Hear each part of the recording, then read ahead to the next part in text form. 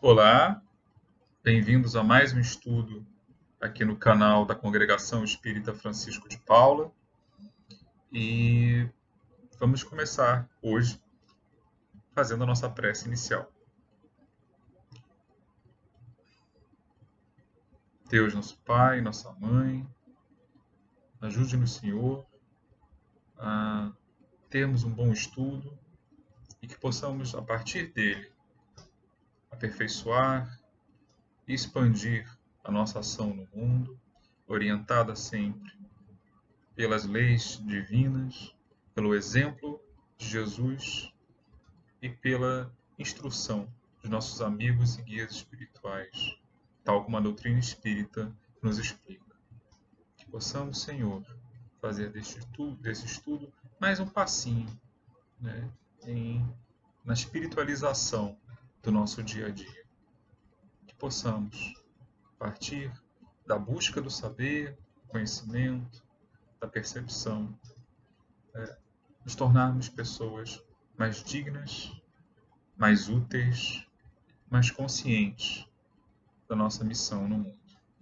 Obrigado por tudo, graças a Deus. Bom, nosso tema de hoje é desigualdade social e desigualdade de riquezas, com base... Onde está?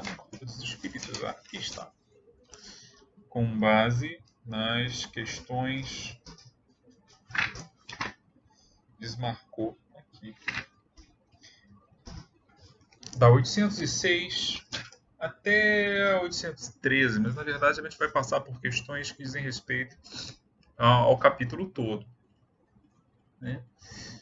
No final, eu dou algumas sugestões extras de leitura para quem quiser se aprofundar sobre isso, tá bom? Bom, por que esse tema? Bom, primeiro porque, como eu sou professor de História, né, e sendo professor de História, tudo que diga respeito à sociedade me interessa por princípio, por força do ofício. E uma coisa que sempre me apaixonou, né, que me interessou muito na doutrina espírita, é como, ao falar de moralidade, ao falar da conduta que se espera de um espírito consciente no mundo, ela sempre faz esse diálogo entre a questão pessoal, o micro, de cada um de nós, mas também o macro, de nós no coletivo. Então, no mesmo livro dos Espíritos, a gente fala sobre perdão, a gente fala sobre autoexame, autoconhecimento, mas a gente também fala sobre as implicações disso na nossa conduta em relação aos outros, nos nossos relacionamentos com o mundo, né? Então, a doutrina espírita ela é muito moderna, no melhor sentido, nesse aspecto, né? Ela não se prende apenas a uma questão individual. Ela também fala de questões mais gerais e da relação que isso tem. Porque, no fundo, é tudo a mesma coisa, né? É tudo a mesma coisa, mas não existe essa separação absoluta entre minhas relações com a sociedade, com o mundo e a minha ética pessoal hiperprivada. São valores e princípios que estão em jogo aí, informando tanto no aspecto pessoal quanto no aspecto coletivo. E uma reflexão sobre isso é sempre saudável. Então, voltando aqui ao nosso capítulo, é o capítulo 8 do livro terceiro do Livro dos Espíritos. Perdão, é o capítulo 9.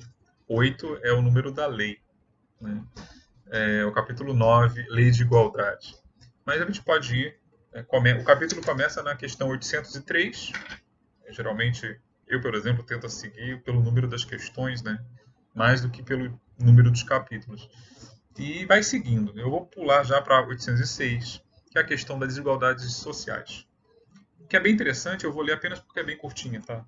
Não vou ficar entediando vocês recitando o texto. 806. A desigualdade das condições sociais é uma lei da natureza? Resposta: não. É obra do homem e não de Deus. E tem um desdobramento, né? Essa desigualdade desaparecerá um dia? E a resposta, vou ler só um trecho, diz o seguinte: só as leis de Deus são eternas. Não veis que essa desigualdade se apaga dia a dia? Ela desaparecerá com a predominância do egoísmo e do orgulho. Restará apenas a desigualdade de mérito. Ora, como a seção seguinte fala de desigualdade das riquezas, por que essa separação? A meu ver, é porque essa edição do Livro dos Espíritos que a gente tem, ela é baseada na segunda edição, que é de 1860.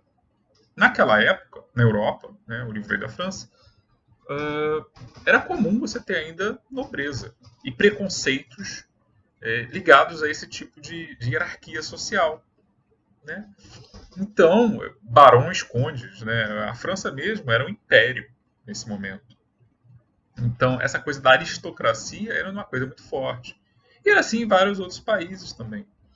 Né? Então, essa coisa de ser de boa linhagem, ser de boa família seria aquilo que popularmente a gente chama de sangue azul, né? De uma família que tem título de nobreza e, consequentemente, muitas vezes, posses também. Família que é considerada com mais respeito, autoridade, dignas de mais direitos do que outras, por causa dessa titulação, né? Dessa posição social. O que o Espiritismo tem a dizer sobre isso? Isso é tudo ilusão. É uma coisa que a gente inventou aqui na Terra e isso não tem substância espiritual nenhuma. Um espírito que nasce numa família nobre, ele não é melhor do que um que nasce numa família plebeia, como se dizia, né? Uma família de commons, em inglês, né? Dos comuns, das pessoas que não têm título de nobreza. É tudo a mesma coisa.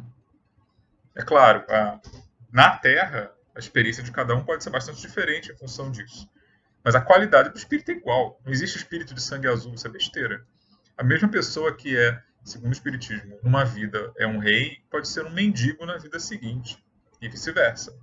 Então não existe. Isso não diz nada sobre a qualidade intrínseca do espírito da pessoa. Então, consequentemente, isso é criado por quê, então, se isso não tem realidade espiritual? Isso é criado, segundo os espíritos, pelo orgulho e egoísmo, a vontade de se distinguir, a vontade de conseguir vantagens, a vontade de se sentir superior aos outros. Né? São ilusões que a gente tem quando nós ainda não estamos bem conscientes da realidade espiritual. E o que é mais interessante é o seguinte, isso pode parecer uma coisa obsoleta, né? Porque nobreza, né, no Brasil, isso é um negócio antiquado.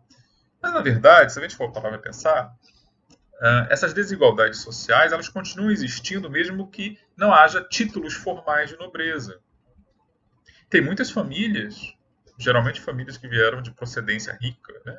Ou que um dia tiveram poder, glória, que se gabam de seu sobrenome, né? Que cultuam, né? uma tradição do seu passado, né? Ou que se veem, mesmo que isso não seja dito claramente, né? Tem pelo menos alguns membros que se veem como superiores a outros por conta disso, da sua origem, que é o mesmo pensamento que orientava o nobre naquela época. A única diferença é que o nobre tinha privilégios muitas vezes por força da lei. Hoje isso é mais informal.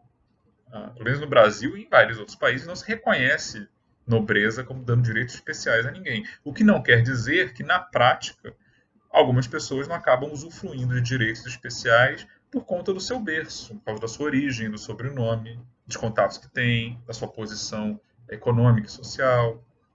Né? Ser um Zezinho das couves qualquer, infelizmente, falo aqui do Brasil, né? Mas em muitos outros países também, não é a mesma coisa que ter um nome imponente, famoso. Muitas vezes, a pessoa que vem de uma família prestigiada, uma boa família, né, ela goza de privilégios na justiça, diante das autoridades policiais, nos lugares aonde vai, que frequenta, ela é vista como tendo uma qualidade superior de algum tipo. E às vezes a pessoa se ilude, acredita mesmo que tem por causa disso. Né?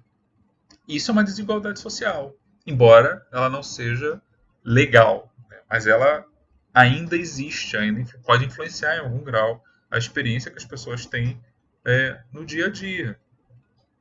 Isso é um perigo, porque nós tendemos muitas vezes a reproduzir esses hábitos de dividir as pessoas em categorias de acordo com sua origem, né, suas posses, seu sobrenome, sua linhagem, em outros contextos, não, em vários contextos também, por outras questões também, religiosas, raciais, culturais, às vezes de acordo com a proveniência nacional, né, se é do próprio país, se veio de algum outro país. Às vezes temos muita deferência com gente que vem de certos países e temos um preconceito enorme com pessoas que vêm de outros, sem menor base, né? Com base apenas em ideias preconcebidas. Isso são desigualdades sociais que a gente muitas vezes reproduz e nem percebe. De novo, isso é fruto do egoísmo e do orgulho. Isso são ilusões que a gente tem na matéria. Isso não tem nenhuma concretude espiritual. Desculpe. Então, ao tentar olhar a vida de um ponto de vista informado pela espiritualidade, formado pelas leis divinas, devemos nos esforçar para não reproduzir esse tipo de distinção com as pessoas.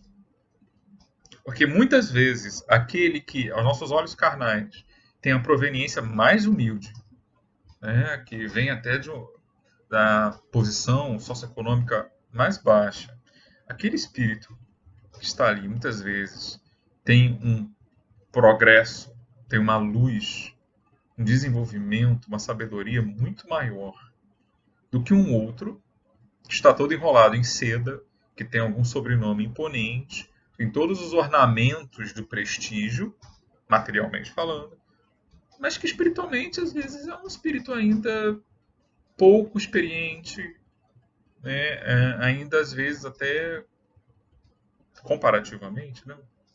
Mais infantil, né? Mais jovem, melhor dizendo, perdoe o termo. Então, Jesus mesmo, né? Jesus não era da elite, definitivamente. Não vivia entre a elite. Não era um saduceu, não era um ricaço. E por mais que a gente considere a história da manjedoura como uma lenda, é uma lenda que diz muito simbolicamente. É como se a pessoa mais importante do mundo nascesse num estábulo, né, em condições as mais humildes possíveis. E isso tem uma força muito grande. Então a gente tem que educar o nosso olhar para não nos deixarmos levar mais por esse tipo de ilusão, né? De que as pessoas são melhores ou piores por status social. Não, não são. Muitas vezes aquele que está com status mais elevado, ele tem mais dores e tormentos e dificuldades do que aquele que está com status mais baixo, materialmente falando. E aí, na parte seguinte, né, são só duas perguntinhas, né? Uma desdobrada em duas, e a terceira, que é 807, sobre a questão da ainda desigualdades sociais, depois vem desigualdades de riquezas. O que é interessante também, aí, do ponto de vista de um historiador, é porque ele responde diretamente a algumas questões que, no âmbito da política, da economia, das ciências sociais, são sempre muito colocadas, né? As coisas, quais são as soluções para os problemas do mundo, né? Então, 808 já diz assim: se a desigualdade de riquezas, né, ela não surge da desigualdade das faculdades, das capacidades e talentos de cada um, que dá uns mais meios de adquirir do que outros. E a resposta dos espíritos é no ponto, a cirúrgica. Sim e não. Que dizeis da astúcia do roubo? Ou seja, ele está dizendo o seguinte: as desigualdades de riquezas não existem unicamente por causa do mérito. No mundo concreto, real, né, nem toda fortuna é bem adquirida. Ou seja, adquirida por vias moralmente aceitáveis, legítimas. E isso é interessante, porque isso também é senso comum, é fácil de ver. Existem pessoas que batalharam muito para obter os grandes recursos econômicos que têm, que é justo. Tem outros que herdam, ou seja, foi uma outra pessoa que lutou para amealhar aqueles recursos, um pai, uma mãe, um avô, né? Às vezes é uma fortuna que já está várias gerações na mesma família, né? E existem aqueles que, tendo ou não talento, tomaram atalhos para conseguir a riqueza, né? Que cometeram crimes ou recorreram a meios que, mesmo que legais, não seriam considerados éticos ou morais. Isso é fácil de constatar, não é nada surpreendente, né? E aí, então, constatado isso, né, Kardec vai fazendo uma série de outras perguntas. E aí, no 811, ele chega a uma que é bem interessante, de novo, para o olhar histórico, né, que é 811, que é assim: absoluta igualdade de riqueza é possível? Algum dia existiu? Resposta, também bem direta ao ponto. Não, ela não é possível. A diversidade das faculdades e caracteres a isso se opõe. O que quer dizer o seguinte: se você nivelasse todo mundo, botasse todo mundo com exatamente os mesmos recursos no primeiro momento, depois de um tempo, já estaria diferente. Uns teriam conquistado mais e outros menos, e outros estariam no mesmo lugar. Lembra a parábola de Jesus lá com os talentos, se a gente fosse dar uma interpretação apenas materialista. Uns vão conseguir dobrar o que tiveram, e outros não, vão continuar onde estão. Vão continuar com a mesma coisa. Talvez um ou outro até consiga perder menos, perder o que tinha, né? Por que isso? Porque as capacidades são diferentes, materialmente falando, né? Está falando aí de recursos materiais. Tem pessoas que são extremamente capazes em coisas mais abstratas, mas em administração de recursos, números, etc., não são muito boas. E tem outras que são extremamente talentosas para isso. Não é uma questão puramente moral, né? É uma questão objetiva. Os talentos são diferentes, consequentemente. A capacidade de manter ou criar mais recursos econômicos vão diferir também. O que põe abaixo, né, a ideia de que a sociedade toda deveria ser organizada com todo mundo igual sempre. Porque as tentativas que já houve disso não deram muito certo, não duraram muito tempo.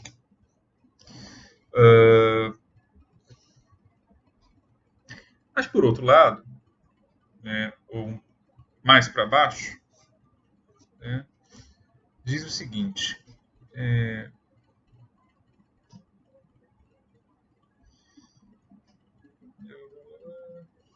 não, perdão, não é essa aqui.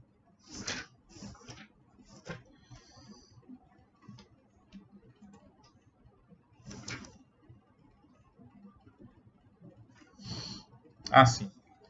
Quando o Livro dos Espíritos vai falar do direito de propriedade, lá para frente, né, a pergunta 880 em diante, Kardec pergunta, né, sobre o que seria uma propriedade legítima. E os espíritos estabelecem, então, dois grandes critérios. O primeiro, propriedade é legítima quando ela é conseguida honestamente. Ou seja, você seguiu as regras, as leis. Esse é o primeiro critério. O segundo critério, quando ela é obtida honestamente sem ter feito mal a ninguém, sem prejuízo a outrem. Isso também é importante. Porque nem tudo que é legal é moral. Existem meios de conseguir propriedades que estão dentro da lei, que são autorizados, mas não necessariamente são justos. Né? Que respeitaram o bem-estar e os direitos alheios. Isso é uma questão. Então, o direito de propriedade, espiritualmente falando, ele não é absoluto e indefinido. Existem critérios aí a atender. E o mesmo Livro dos Espíritos, mais lá para frente,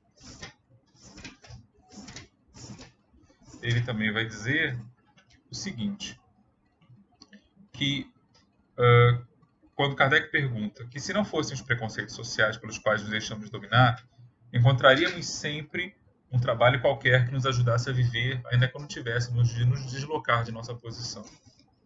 Mas entre as pessoas que não têm preconceitos, ou que os põem de lado, algumas não são impossibilitadas de prover as suas necessidades por forças de moléstias ou outras causas, independentes da sua vontade.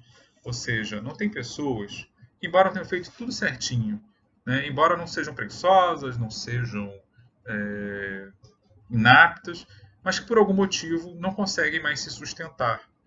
E aí? E a resposta é também bastante eloquente. Numa sociedade organizada segundo a lei do Cristo, ninguém deve morrer de fome. Então, é outro choque para a gente, porque a sociedade que a gente vive, na modernidade, no mundo, na maioria dos países, pessoas passam sim necessidade. E morrem de fome ou qualquer coisa correlata. Então, o fato de a desigualdade de riquezas não ser possível no sentido absoluto não nos exime do compromisso com os nossos irmãos que, por algum motivo, não estão podendo por eles mesmos prover as suas necessidades materiais, entre outras. Eu estou falando só do básico, do sustento físico, mas poderia estar falando de direito à instrução, poderia estar falando de questões, série de direitos, hoje chamados muitos deles direitos humanos, que fazem parte, tá, inclusive na nossa Constituição, né, do que todo cidadão deveria poder gozar. Saúde, educação, etc. Liberdade. Isso não nos exime da nossa responsabilidade uns com os outros. Mas, em outra parte, falando de civilização, os espíritos vão dizer que a sociedade, a gente se acha muito civilizado por causa dos nossos avanços científicos e tecnológicos, mas, na verdade, somos bem pouco. Porque, em outros aspectos sociais, morais, nós deixamos muito a desejar. E esse, certamente, talvez seja o aspecto mais cruel. Né? Vivemos num mundo onde pessoas morrem de fome, ao lado de outros que têm abundância. Então tem alguma coisa errada aí. Né? Não é pelo fato de, como às vezes se reduz nos debates ideológicos, são muito reducionistas, às vezes muito hostis. Né? Não é uma questão de todo mundo ter que ser igual, que é utópico, impossível, mas também não significa que você deve se preocupar unicamente com o próprio umbigo e deixar o próximo de lado. Né? Já no tempo de Cristo, né, desde as raízes do pensamento cristão, se fala do dever que se tem com as pessoas que precisam de ajuda, seja material, seja espiritual, seja de qualquer outra natureza. Os primeiros cristãos enfatizavam muito essa questão da caridade, né, do ajudar os que precisavam. E o espiritismo, ao retomar a moral cristã, não é diferente. Então, faz parte de nossas obrigações, uma vez que vivemos em sociedade, também zelarmos por aqueles que são mais fracos, por aqueles que estão passando um momento mais difícil, aqueles que estão, ainda que temporariamente, em uma condição de maior vulnerabilidade do que nós. E claro, isso vale para tudo. A gente pode estar pensando aqui em questões materiais, mas a gente pode pensar em questões morais, em questões emocionais, em questões de saúde, em questões de acesso à educação. Né? Quantas pessoas por aí não carecem de uma educação adequada? Podem até ter frequentado a escola, mas ignoram uma série de coisas que poderiam fazer diferença na sua vida. Nesse momento, né, estou gravando aqui em fevereiro de 2021, a gente está vivendo uma crise enorme de saúde pública no mundo, não é só em um país. E tem muitas pessoas que, por não saberem se informar adequadamente, se deixam levar por boatos, tomam remédios que fazem mal, criam preconceito contra a vacinação, que é uma necessidade para a gente conseguir sair desse problema. Né? E tudo isso faz o quê? Isso é o quê? Uma necessidade de educação adequada. Né?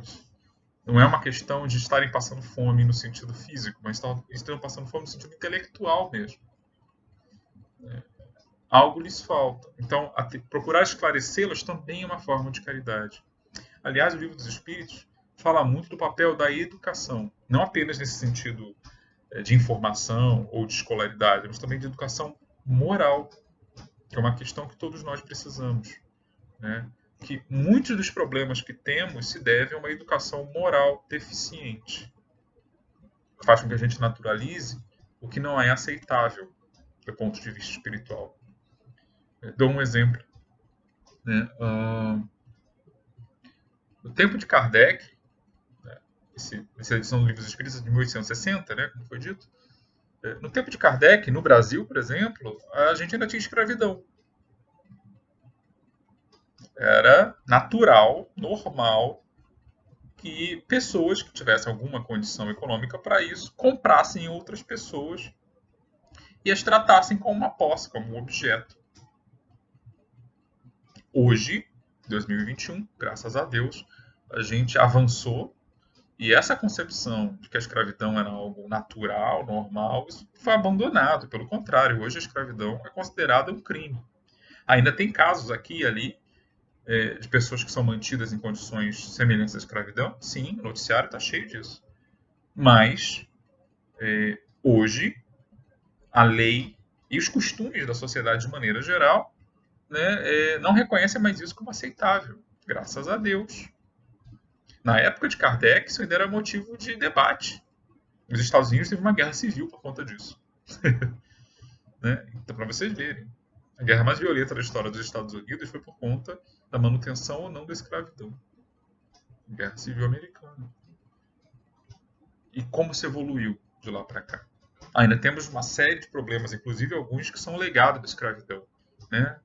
Racismo e coisas do tipo. Mas a noção de escravidão mesma, a sociedade evoluiu.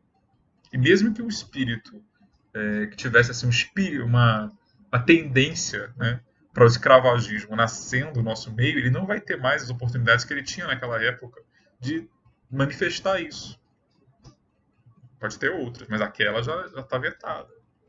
A sociedade progrediu. E por que progrediu? Porque um número significativo de espíritos percebeu que aquilo era um equívoco e lutou para que os costumes e as leis mudassem. Então, teve uma percepção moral individual, mas teve também, ao longo de muito tempo, em vários países, uma ação coletiva para mudar esse estado de coisas. Eles não guardaram essa percepção só para si e ignoraram o problema, não. Eles expandiram isso. Inclusive, muitos dos movimentos abolicionistas tinham uma base religiosa, cristã, uma motivação religiosa. Era o amor ao próximo colocado em prática. Eu quero amar meu próximo, mas vivo num mundo em que uma parte considerável dos meus próximos passam por essa condição degradante. O que eu posso fazer a respeito? Foram lá e atuaram. É graças a esse esforço, não caiu do céu, né? É graças a esse esforço de conscientização, de educação, de mudança de costumes e leis, instituições, que a escravidão hoje é considerada um crime em quase toda parte. E poderia citar outras questões, né? Violência doméstica,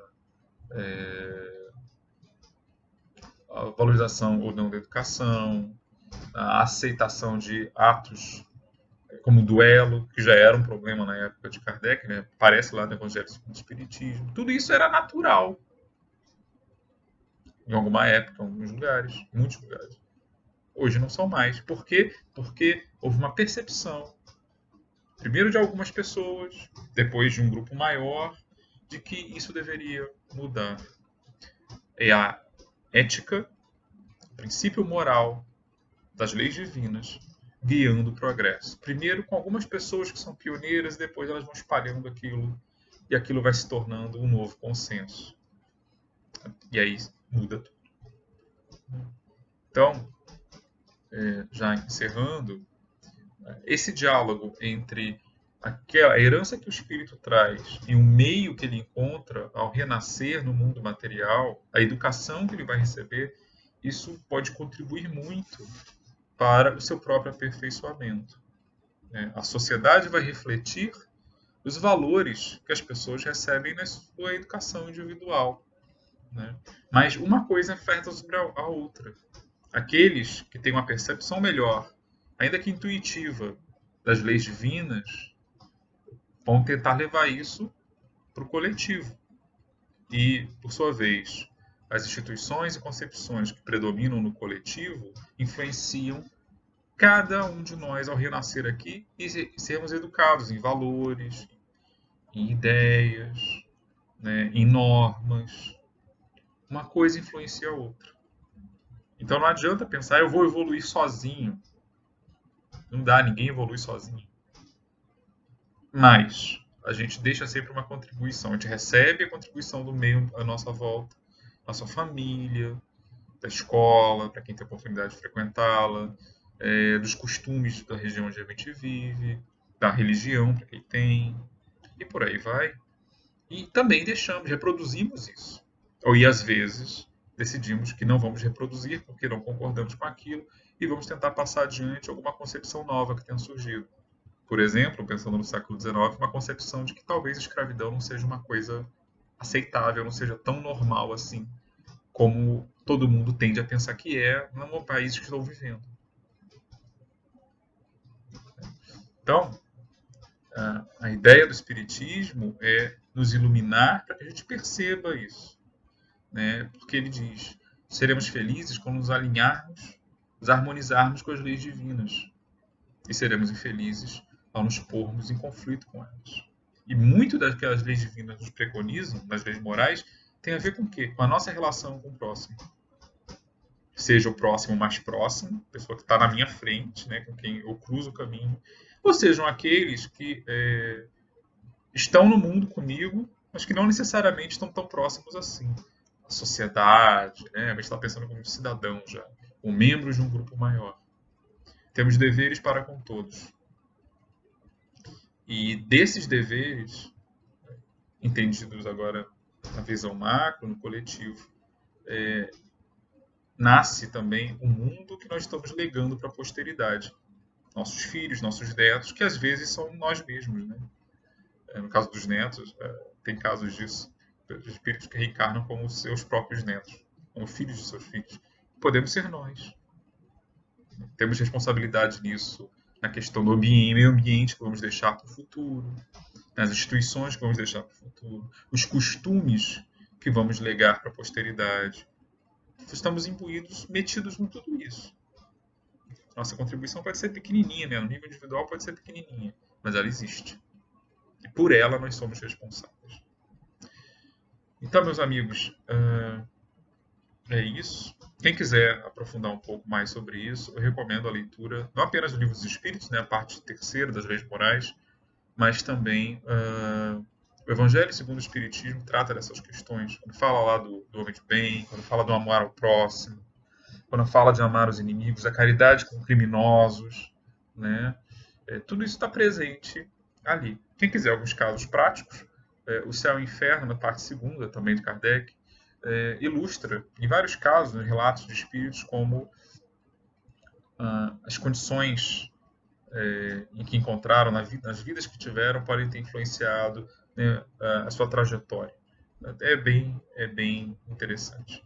Né? E a literatura espírita está cheia, né, de obras em que, de alguma maneira, a gente pensa sobre essa questão entre a moralidade aplicada não apenas no sentido individual, mas no sentido da relação de cada um com a sociedade. Né? Leon Denis, em particular, gosta bastante de falar disso. E em 1924 ele escreveu uma série de artigos para a Revista Espírita que depois foram traduzidos para o português e ganharam o nome de um livrinho que tem várias edições, né, que é bem interessante, chamado Socialismo e Espiritismo. Sendo que o socialismo que ele fala não é o socialismo que a gente normalmente pensa, né, no sentido de ideologia política. Ele está falando, na verdade, de uma questão mais básica, né, mais anterior, que é a questão de você pensar no aperfeiçoamento da sociedade, por qualquer meio. E no caso dele, ele enfatizava muito essa questão da educação e da aplicação dos valores trazidos pelo Espiritismo, do aperfeiçoamento do indivíduo e, consequentemente, também da sua ação na sociedade. O próprio Denis era um grande exemplo disso, porque na juventude, embora ele fosse membro de uma família pobre, né, ele teve que batalhar para conseguir estudar um pouco. Ele fazia parte de uma organização, a Liga de Ensino, em que ele mesmo ajudava a criar bibliotecas para operários, né, que não tinham tanto acesso à leitura. Né? Então isso é muito interessante. A própria vida do Leon Denis é um exemplo daquilo que ele pregaria depois, né, de como você pode transformar essa moralidade informada pelas leis divinas numa ação altruísta, social. E é isso que ele está chamando aí de socialismo no sentido de social mesmo, não é no sentido de ficar controlando recursos econômicos, de ficar discutir isso e aquele partido. Ele está falando de ação para a sociedade. É o sentido mais raiz mesmo da palavra. E ele fazia isso naturalmente, orientado pelos princípios espíritas que são os nossos também. É uma leitura bem legal. É um livro muito fácil de achar. Fica aí a dica para quem quiser pensar a respeito. Então é isso. Eu encerro aqui com uma prece. Obrigado, Pai, pela oportunidade do estudo e da reflexão. Que possamos, através dele, nos abrirmos às boas inspirações dos nossos guias e amigos espirituais e também nós aprendermos a sermos mais úteis, né, ao nosso próximo, à nossa sociedade e ajudarmos, ainda que de forma pequena, né, da forma micro, nós possamos ajudar a fazer deste mundo um lugar um pouquinho melhor, um pouquinho mais acolhedor, um pouquinho mais fraterno. E assim, Pai, damos por encerrado o nosso trabalho de hoje, dando juntos como sempre, graças a Deus.